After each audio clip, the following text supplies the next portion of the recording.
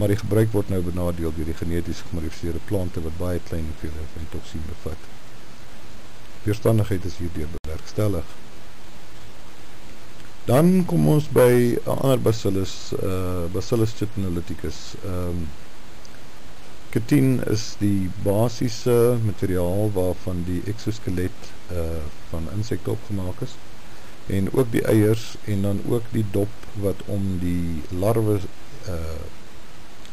om die papies van die larwe gaan. Bacillus chitinolithicus verteer die doppe van hierdie insekte en eiers, wat dan sodoende die eiers afbreek en die lewensiklus van die insek stop. Hy val ook die papies aan. Hy sal leef op die papies se buitekant.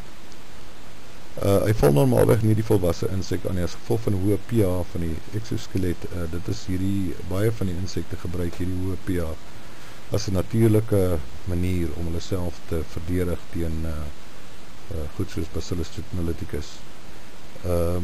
Partymal en in sekere gevalle help dit om 'n klein hoeveelheid benatter of 'n seep saam te sit, wat dan die olies wat op die insek voorkom oplos, en sodoende sal die chitinolithicus dan 'n impak hê op die volwasse insek ook.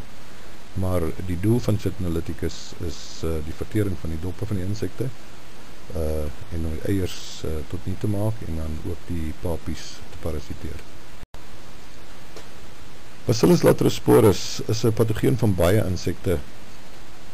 Hy werk goed teen insekte wat in die grond voorkom. So dit is een van die bacillusse wat ons graag in ons grond wil sien.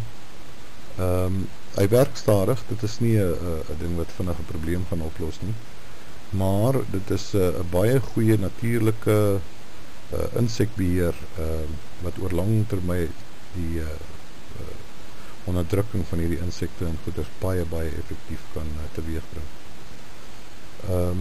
Dis 'n volhoubare onderdrukking van insekte, en as die bacillus nie beskadig word deur toediening van koper of in sekere gevalle ook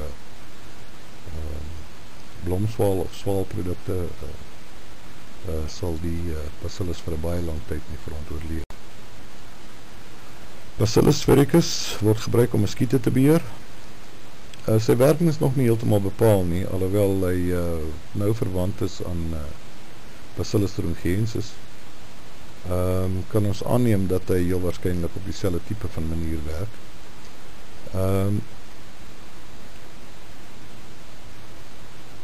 Hy is baie weerstandig teen omstandighede, slegte omstandighede soos droogtes en hitte ensovoorts.